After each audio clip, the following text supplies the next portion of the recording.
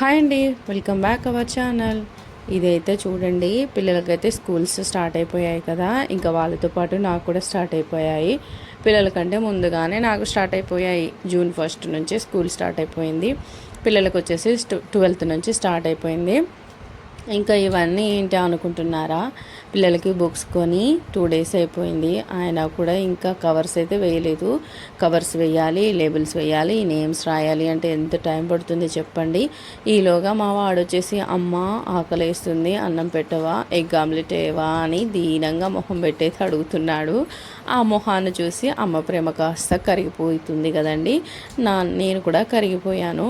ఇంకా ఈలోపు వెంటనే మా వారైతే కొన్ని సామాన్లు తెచ్చి నా చుట్టూరా పెట్టేశారు.